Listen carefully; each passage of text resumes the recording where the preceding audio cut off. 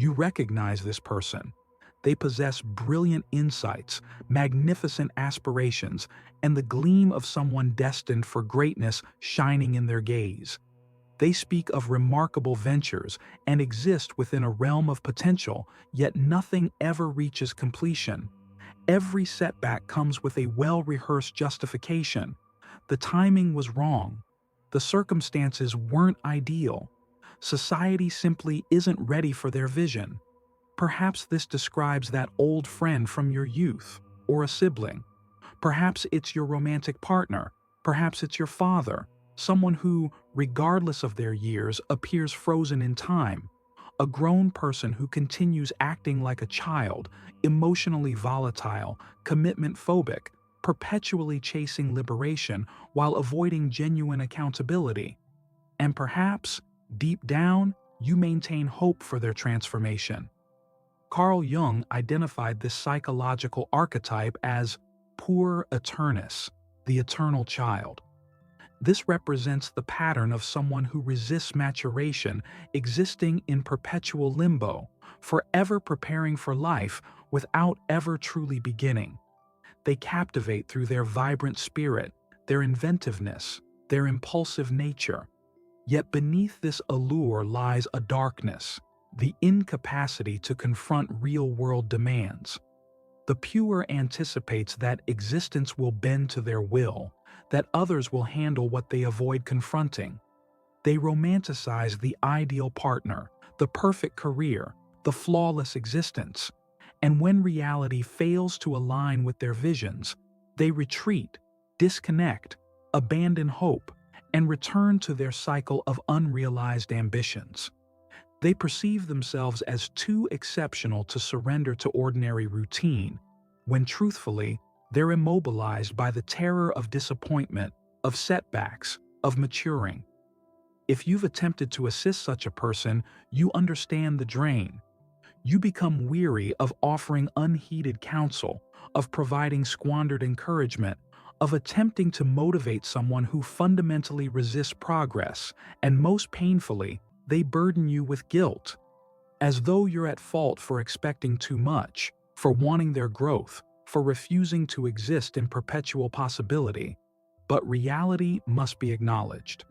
This person you know is imprisoned within an illusion of liberty that, in actuality, constitutes a cell of fear and arrested development. Without awakening, they will age without ever having authentically lived. This message isn't condemnation, it's reflection. And if you've read this far, something within you identifies this pattern, whether in someone dear or possibly within yourself. The path of the puer aeternus need not conclude in stagnation, but transformation only occurs when truth is confronted directly. We must examine this phenomenon now. The puer aeternus transcends mere personality classification.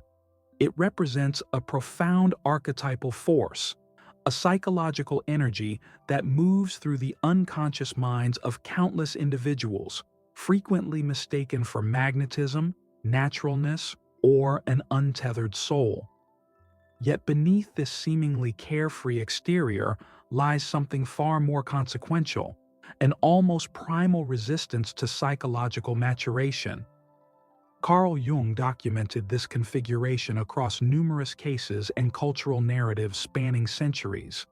The eternal child emerges as one who cannot abandon the Eden of youth, the psychological sanctuary of maternal care, where all needs are anticipated, sheltered, and satisfied.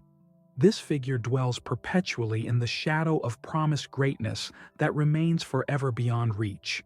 He embodies the undying offspring of divinity, the anointed, the exceptional. Yet in reality, he never assumes responsibility for his own existence. You have witnessed this intimately. Individuals who leap between careers, eternally pursuing deeper purpose, who launch endeavors with fervor only to abandon them when faced with initial resistance, who love with consuming passion but vanish the moment relationships require emotional growth, who speak eloquently of spiritual awakening, inner wisdom, and liberation, yet cannot settle a debt punctually or honor a commitment beyond a few months. And this stems not from intellectual deficiency or absence of ability. The eternal child frequently possesses remarkable intellect, acute sensitivity, and boundless capacity. He maintains a vibrant relationship with creative force, divine inspiration, and visionary thinking. However, precisely because of these gifts, he inhabits the domain of concepts while fleeing the gravity of concrete existence. He desires flight without constructing wings, seeks love while avoiding dedication, craves achievement without exertion, demands the privileges of adulthood while refusing the obligations of maturity. When reality fails to accommodate these expectations, he rebels, condemning the establishment, the upbringing, existence itself, yet never his own choices. Jung observed that the puer aeternus experiences a fundamental disconnection from temporal reality. He exists perpetually in a state of postponement, always anticipating some prerequisite fulfillment, the perfect insight, the ideal partner, the opportune moment. He inhabits the realm of when, never embracing the now. Because of this temporal displacement, he does not truly live. He merely persists, sustained by fantasies that transform into psychological burdens. However, this narrative contains another dimension. The puer, despite his immaturity, also harbors a power that cannot be discounted. He serves as the wellspring of eternal vitality, creative vision, and the capacity to transform existence. The issue is not the child spirit that dwells within the adult.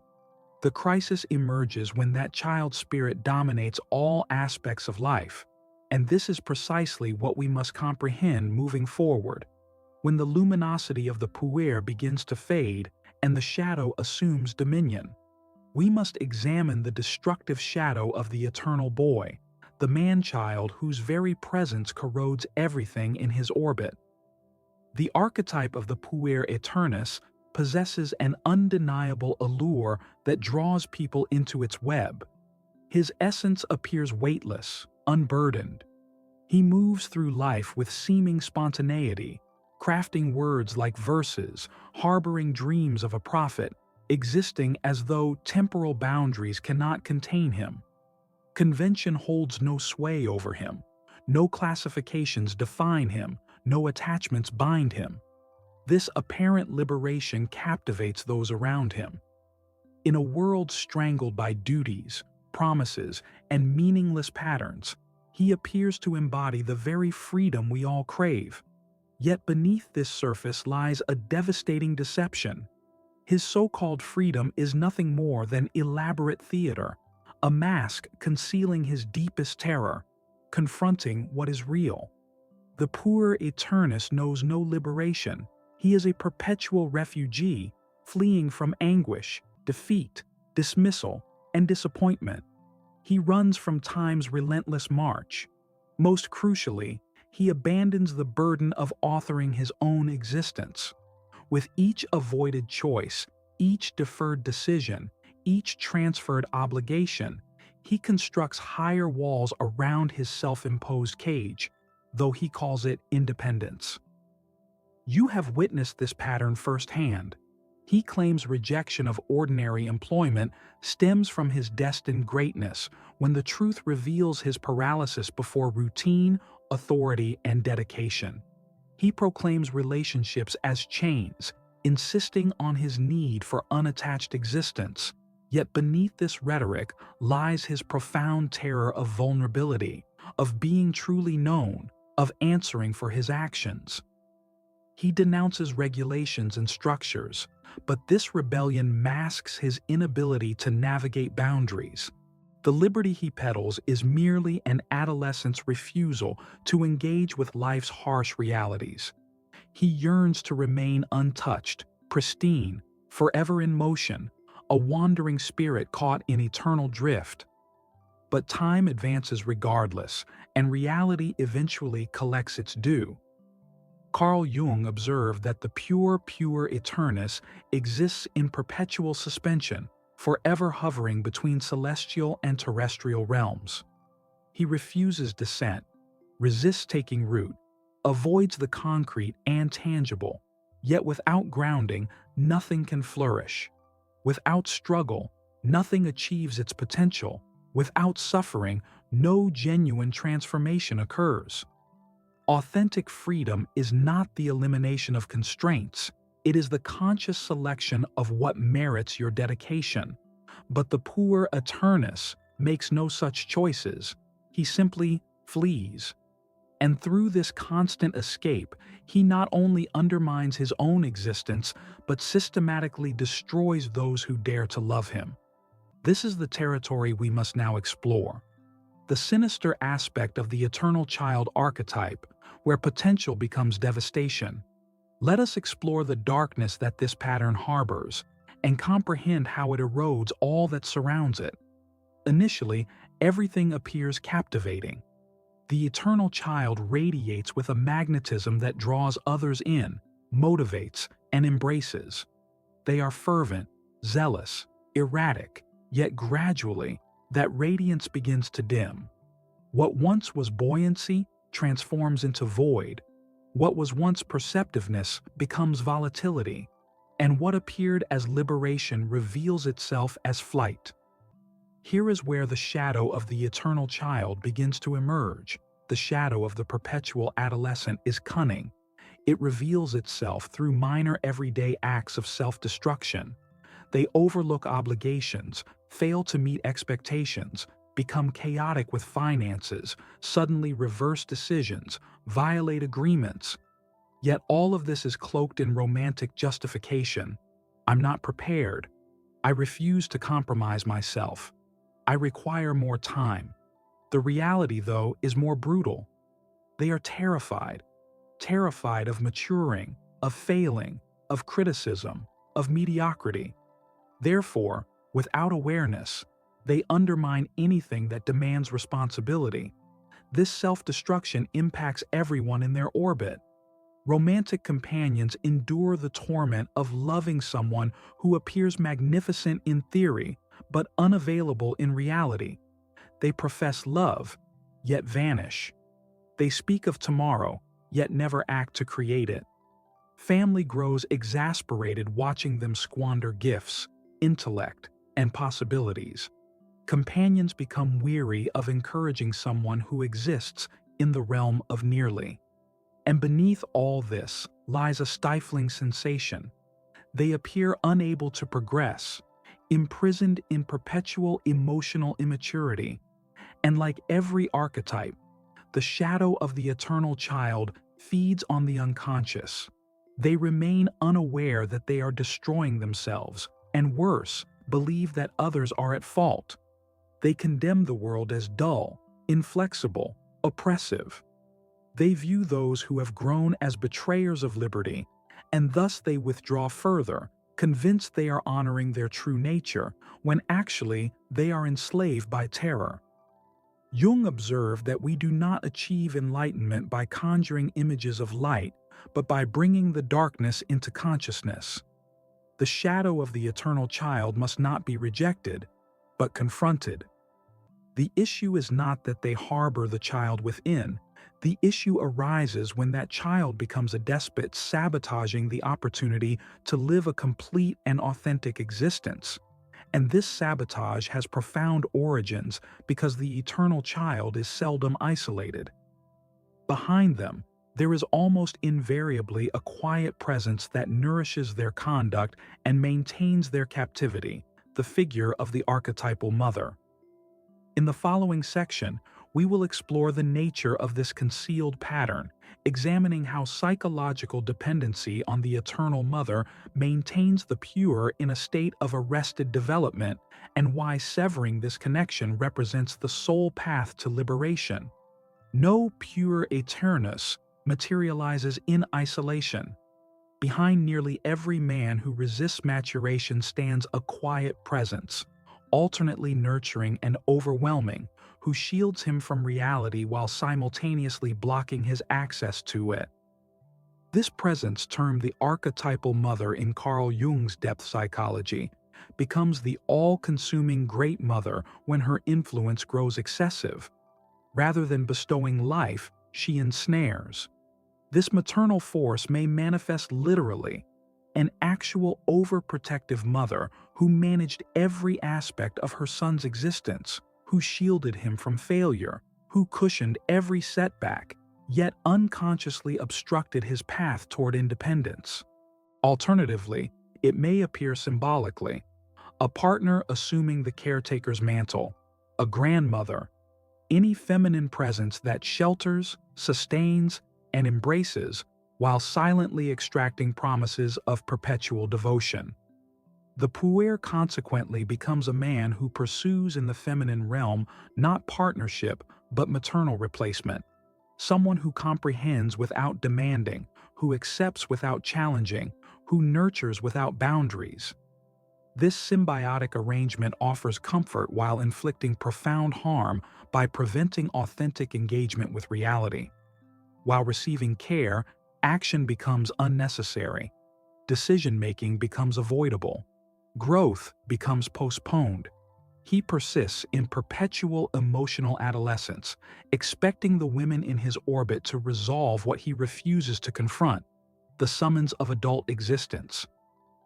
The symbolic mother frequently becomes ensnared in this dynamic as well.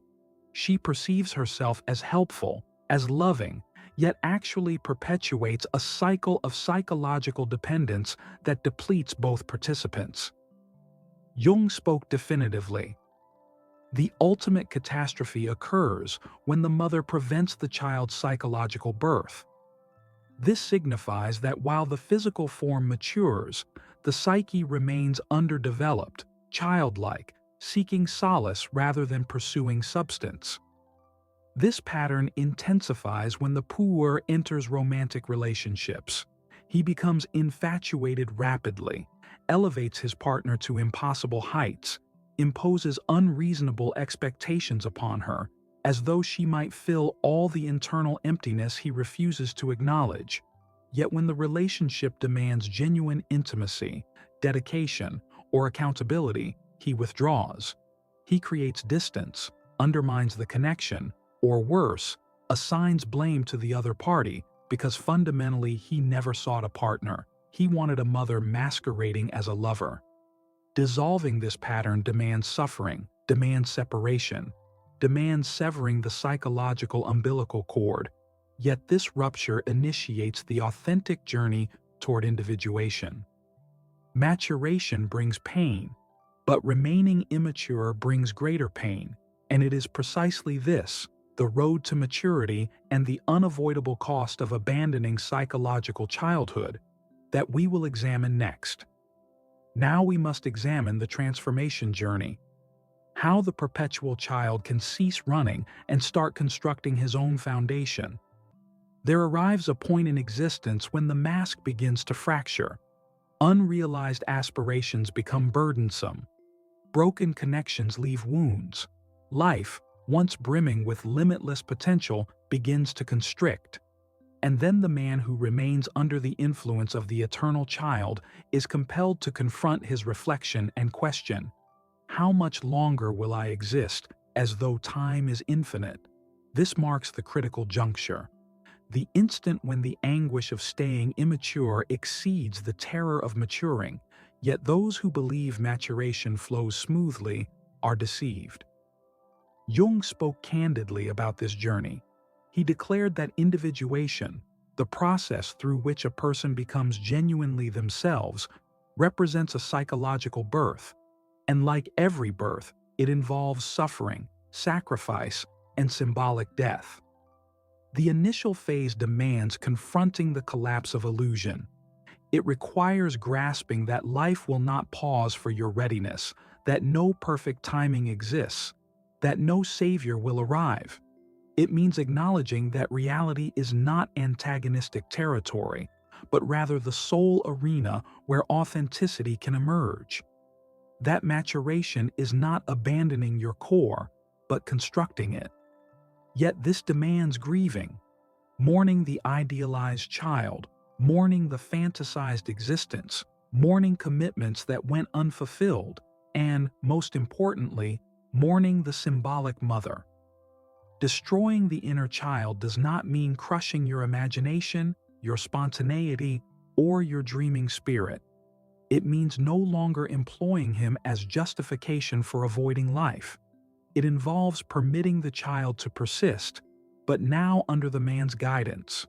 Maturity demands building, framework, steadiness. It means refusing when escape seems easier, dedicating yourself even when you crave independence, laboring with concentration even when inspiration fails, remaining engaged in relationships even after idealization has dissolved. It means exchanging the thrill of novelty for the transformative strength of persistence. And here lies the revelation. When the child is integrated into the adult man, he does not vanish.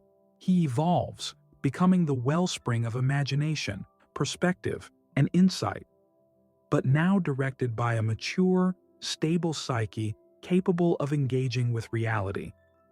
This represents genuine rebirth, when the eternal child stops avoiding reality and begins creating with it. Yet this process presents challenges and does not occur automatically. Many men at this crossroads feel directionless, drained, uncertain where to begin. They recognize their need for change. They understand their psychological adolescence has ended, but they lack knowledge of how to seize control of their destiny. This is precisely why the discussion continues. Because in the following section, we will address those at this transition point directly, those who desire change but remain uncertain how to proceed. The moment of truth has arrived, and the choice to mature rests entirely in your hands. If you've reached this point, it's because something within you senses the critical nature of these words. You might recognize this pattern in someone you care about. Perhaps you've seen yourself reflected in every sentence, and there's no disgrace in that recognition, none whatsoever. Because we all harbor, to varying degrees, the inclination to remain perpetual children in a world that insists on maturity. We've all fled from certain duties, fantasized about easy paths, and wished for life to grant us ease before we were prepared to confront its challenges. But the reality is stark and unforgiving. Life doesn't pause. It insists. It expects. It challenges. And eventually, you will face the decision to stay imprisoned in the realm of empty promises or finally traverse the bridge into the realm of achievement. This passage becomes possible only when you choose to mature, not when the mood strikes you, not when circumstances align perfectly, but when you courageously decide it's time to stop fleeing. Carl Jung observed that those who refuse to confront their inner shadows will be doomed to encounter them at every turn in life. The eternal child is one such shadow, one that masquerades as freedom, authenticity, unrecognized brilliance. Yet in reality, it erodes your foundation and sabotages any meaningful progress. It won't vanish by itself. You must confront it, accept it, incorporate it, and most importantly, choose to transcend it. Maturity emerges when you cease waiting for rescue and begin rescuing yourself. When you grasp that responsibility isn't a cage, but a gateway to strength. When you discover that genuine freedom isn't about doing whatever you please, it's about possessing sufficient inner discipline to choose what's essential. And now, I want to hear your thoughts. If this content sparked reflection, share it with someone who needs these words, someone caught in the same pattern who might not even see it, and this isn't the end. The following content is equally crucial. It will reveal another vital element of this puzzle. Continue watching. It might sting, but it will liberate you. And ultimately, that's what counts. Authentic freedom.